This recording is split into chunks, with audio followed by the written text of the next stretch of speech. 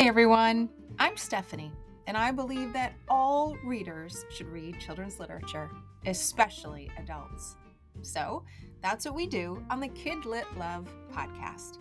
We celebrate all things children's literature, picture books, early readers, middle grade, and young adult novels too. Whether you're an adult reading to your inner child or connecting the young readers in your lives with fantastic books, you've come to the right place. Each week, we'll talk to a different children's literature author and discuss their books, their hopes and dreams for readers, their writing process, and much, much more. So, grab a notebook to build your TBR, and let's get to today's episode of KidLit Love.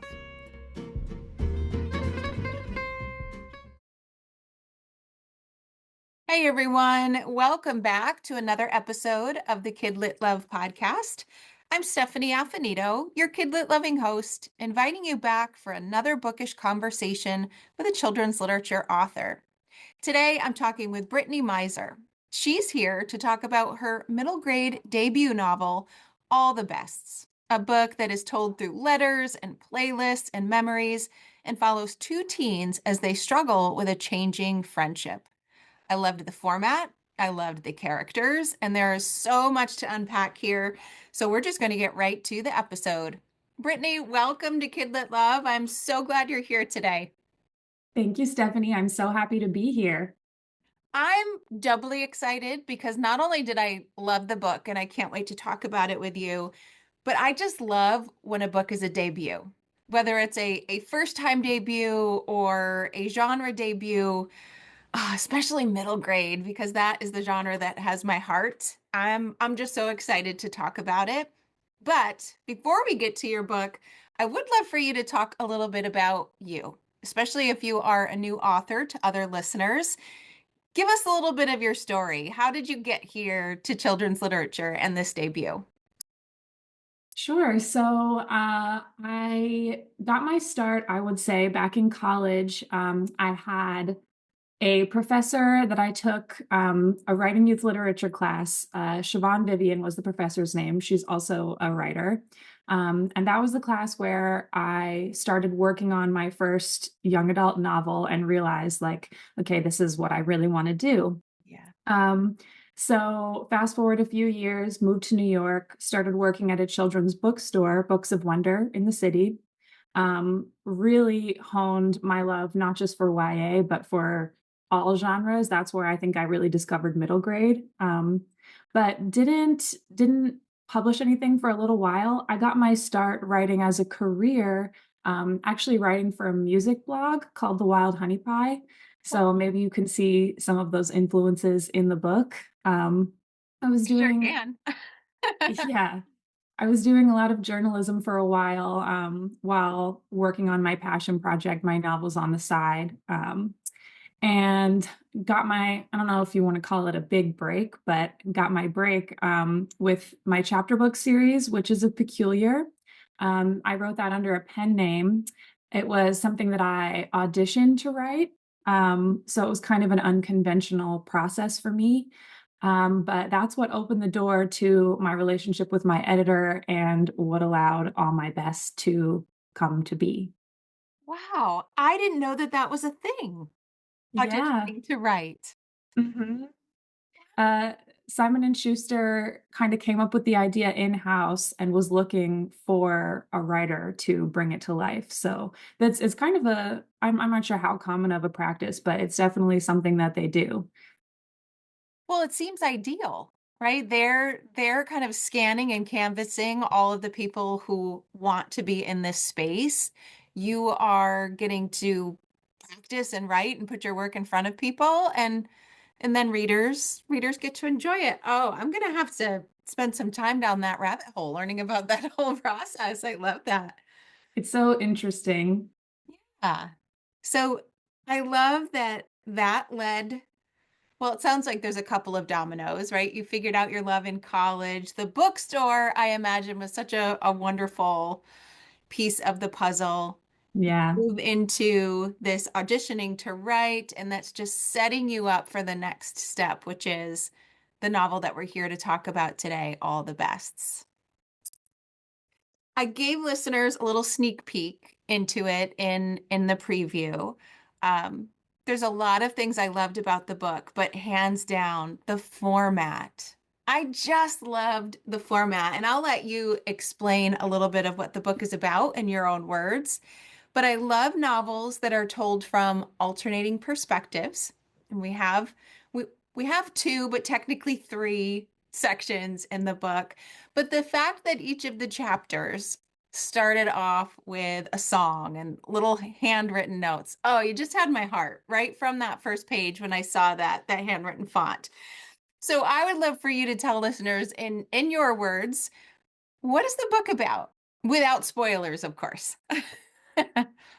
So, without spoilers, I would say that the book is about Emmy and Jack, two best friends since they were 7 years old, starting their first year of high school and kind of navigating all the changes that come with that.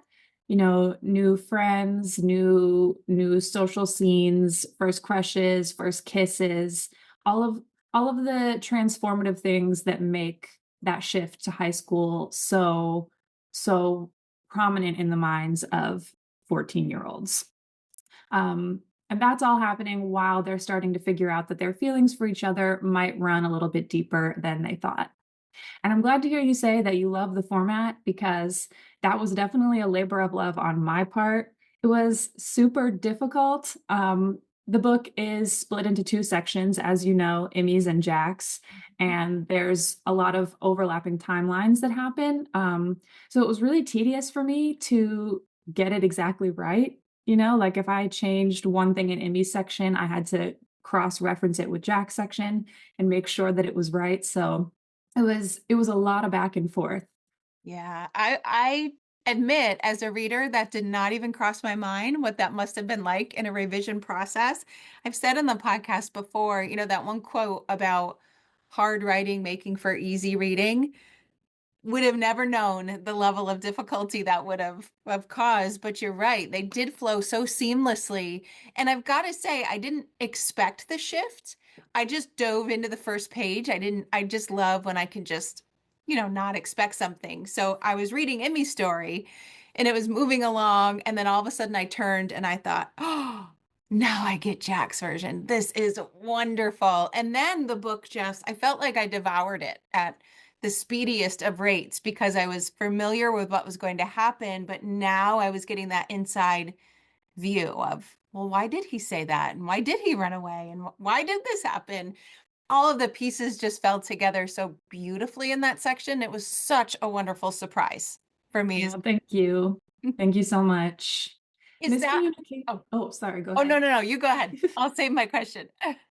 I was going to say that miscommunication is a really big theme in the book. And when I set out to write this book, I had intended to make memory more of an issue. Like Amy and Jack were going to remember things differently. But the more that I wrote, the more that I realized, like, to me, it's almost more interesting if they remember things more or less the same way, but the way they interpret those things are different. Does that make sense? Oh, it So, does. We do that in real life all the time, right? yeah, yeah. So that's what I was hoping to achieve in Jack's section. Yeah. Did you always approach the book in your mind as if it were going to be told this way with Emmy's view and then Jack's and then them coming together at the end? Or did that happen organically as you were writing?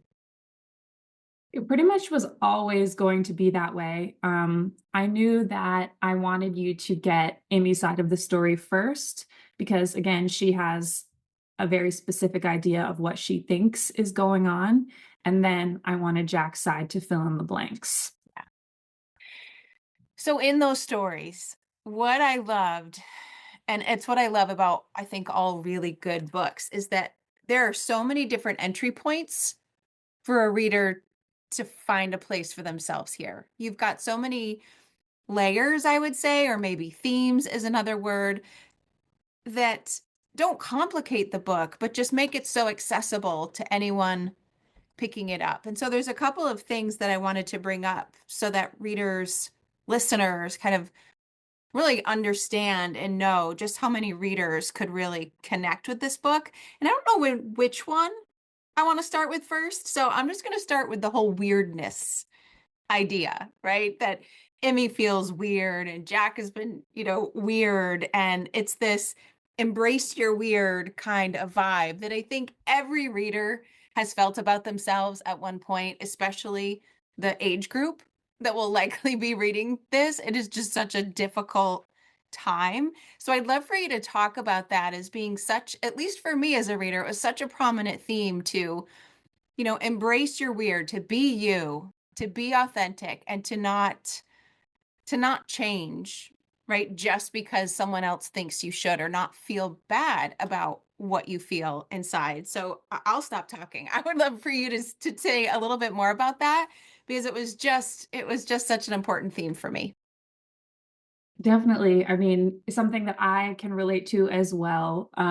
Like when you're talking to someone and you're talking about something you really care about, and there's a point where you can just kind of see their eyes glaze over, and you're like, oh, they don't actually care about what I'm saying. I'm rambling. I'm going on too much about this specific thing.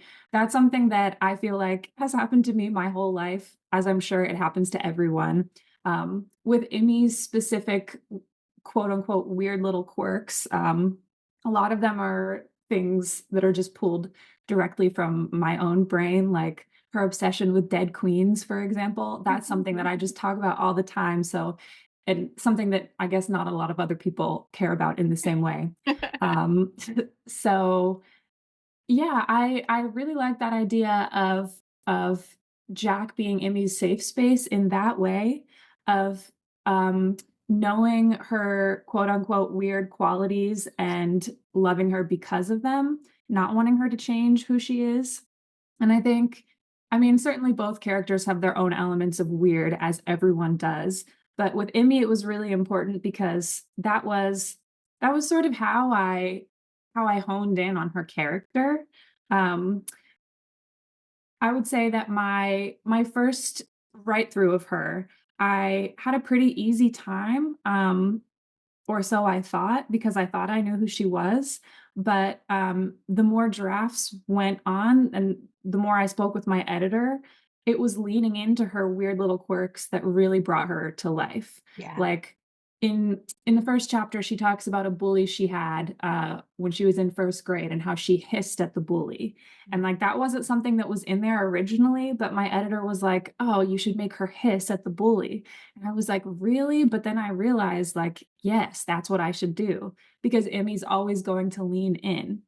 And for her, instead of as she ages trying to cover up those weird parts of herself, she embraces them in the same way that she would be like building a wall. You know what I mean? My weird qualities are the things that make me me, and they're the things that if you don't like them, then you just can't approach me. You know what I mean? Yes. So it was hard for her to, I think, find the acceptance within herself that other people might want to accept her weirdness. Yeah. Yeah, that was a striking thing for me too, because as readers, we're lucky enough to have that outside view of what's going on. And you see as the friend groups, I guess I shouldn't say as the friend groups change, as Emmy's friend group widens, she is doubting herself in so many ways and their relationships with these new people and even with Jack. But these new people and Jack aren't thinking that at all. They are just embracing who she is. And that is such, I think, a typical thing that happens at that age everywhere, that there's self-doubt, there's wondering, and then those feelings end up shaping what you do, which then really changes the relationships on the outside. So it was so real, that I think readers will just really relate to Emmy and what she has been going through. Thank you. I'm glad to hear you say that. Yeah. Now, along that lines too, with this kind of embrace who you are, I loved the project in Mhm. the book that the characters or Emmy is completing. Um, and I wondered if you could talk a little bit about that. There's one quote that I loved. Could I say it aloud for listeners? Of course. Okay. It is this, and this was her teacher who was explaining the project, and it was this: every day is a chance for self discovery. And that's why this project is not about the answer, it's about the attempt. And it's that attempt of figuring out who you are. I'd love for you to talk about that element because that quote's on a sticky note now on my wall because I think that just rings true for all of us, no matter how old we are.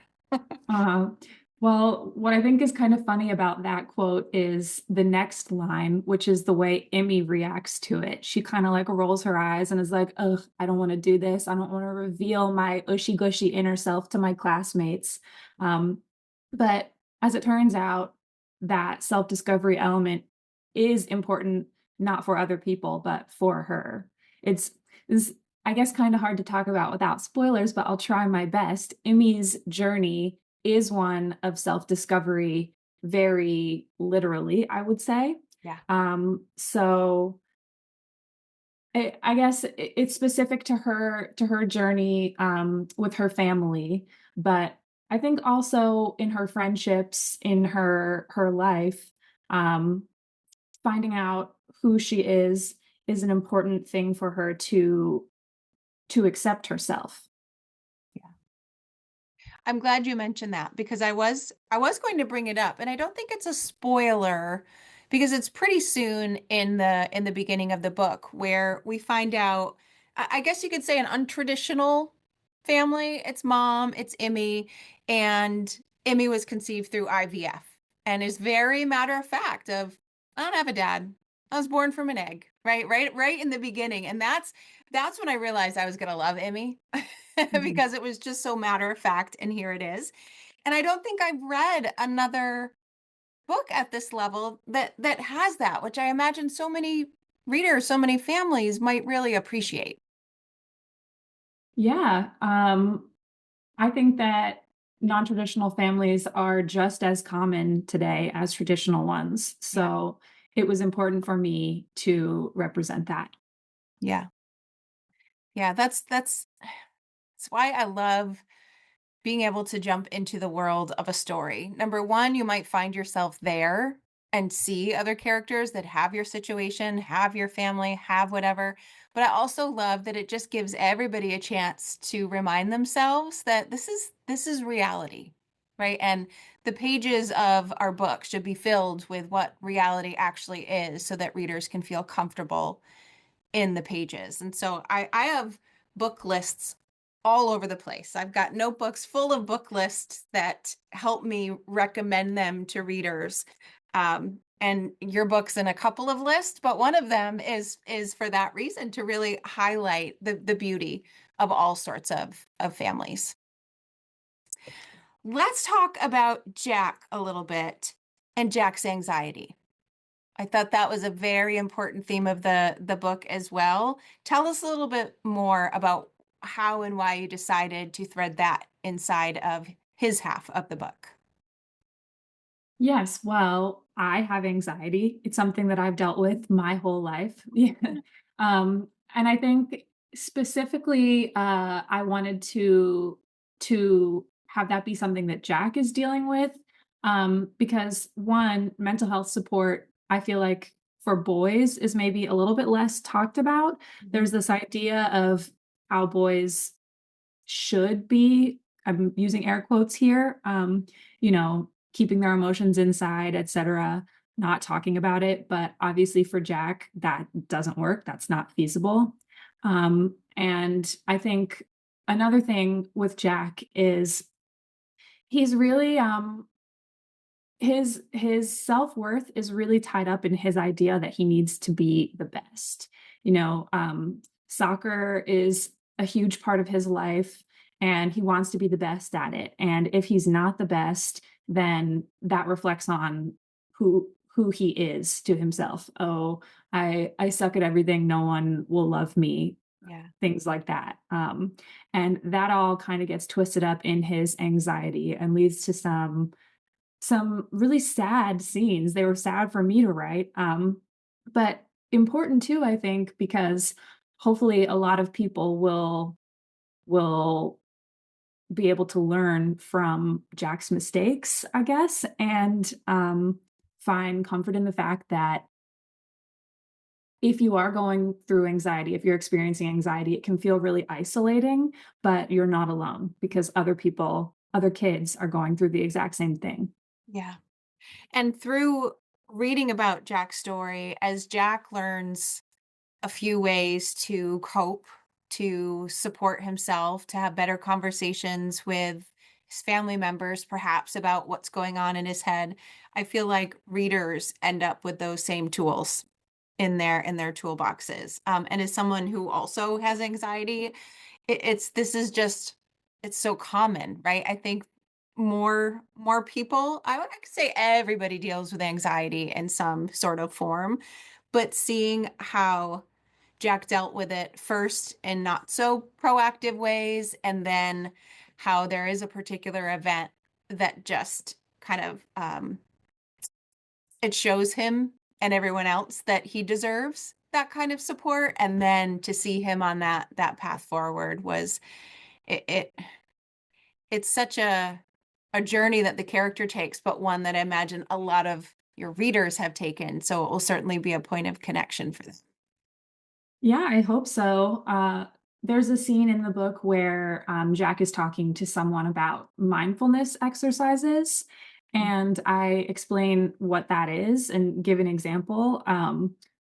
Obviously, because it would be helpful for Jack, but also because maybe it would be helpful for someone else reading the book who Yeah. needs a healthy coping mechanism. Yeah. Because a mindfulness exercise like that is, I feel like, for me, something that is really helpful in my everyday life dealing with anxiety. The one that you're mentioning in the book, and I won't say it so readers can get to it, but it's hands down one of the ones that is the best for me too. Yeah, I instantly knew what was going on, and I was like, "Yes, it's gonna be okay, Jack. This is gonna this is going to work." Yeah, it's going to be okay. Yeah. So with so much in the book that readers could connect to, I'd love to ask you about what your hope is for readers who pick this up and what they might walk away with after reading it. I think just the idea of you're not alone is a really big one. No matter what you're dealing with, if you're feeling different in some way, there's somebody else out there who is going to love you for your differences.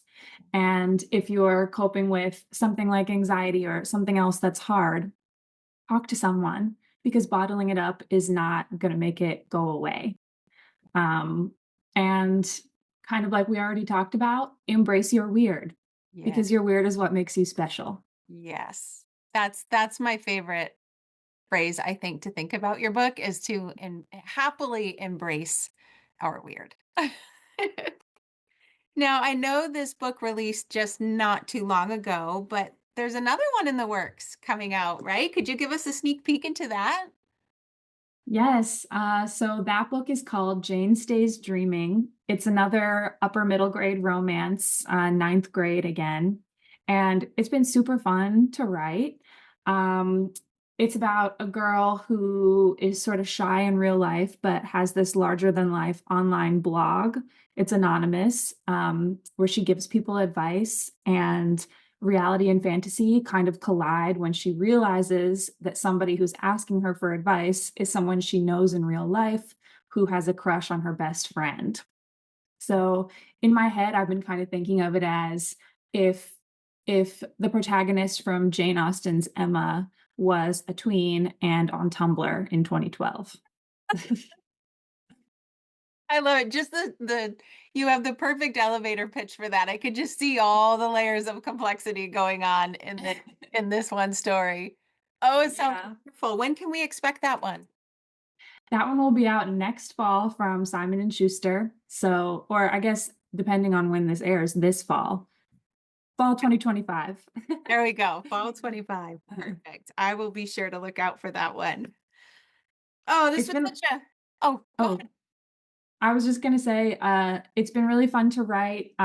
It's been a lot different than All My Bests. I would say All My Bests is a little bit, it has more heavy emotional themes. This book is a little bit lighter in tone, but has moments of intense drama that are way more dramatic, I would say, than anything that happens in All My Best. So it's different, but I think if you like All My Best, you're gonna still really love it. Yeah. How does that feel for you, kind of putting yourself back into middle school and the beginning of high school again and again? A little bit triggering. But in the best way. I think it's just such a fun time to write about because everything is new, everything is a big deal. And that's why I love writing about tweens and teens in general is the drama is so heightened. You're Yeah. not really thinking about repercussions in the same way. You're not thinking about the future. It's just right here, right now. This Mhm. is the most important thing that could possibly happen. So it's kind of fun to just let go of my inhibitions in that way. Yeah. Oh, I love how you said maybe a little triggering. Yeah. That would be for me, but you do it so well. Like Thank you you. definitely have a happy place, I would say, in terms of writing for this age group. And I'm looking forward to this next one. So fall Thank you. 2025, I've got it Yes. down. Where can listeners find you online if they want to keep in touch, learn more about your books coming up, or anything else that you might want to share with them? I am on Instagram and TikTok at Britnee Meiser. I'd say is my main form of social media. I also have a website, www.britneemeiser.com, and that has everything that you might need or want to know about me. Well, I will be sure to put links to your website, your social media handles, and of course, the books that we've talked about today in the show notes to make it as easy as we can for readers to get them. Thank you so much. I'm so excited to share in your middle grade debut and release it to the world. I really love talking with you about the book, and I can't wait for listeners, future readers, to get their hands on it. Thank you so much. This has been so much fun. You've asked me some new questions today and given me some new things to think about my book as well. So that's really fun. I love that. I've had a couple of authors say that. I take great Yeah. pride in being able to do that. As somebody who used to work in journalism and do a lot of interviews, it is really important. So thank you so much for your thoughtful questions. You're most welcome. And listeners, thank you for listening to another episode of KidLit Love, and I will see you in the next one.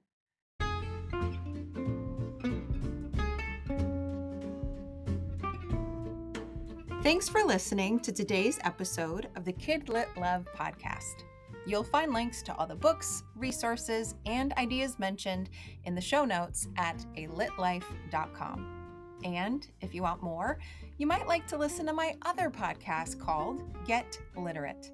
It's a podcast that explores all things books and reading, notebooks and writing, and everything in between to build a life you love. One more thing. If you love what you listened to today, please take a moment to rate and review the podcast or take a screenshot of the episode and text it to a bookish friend. This helps the podcast grow and builds our bookish community of KidLit Love. Thanks for listening.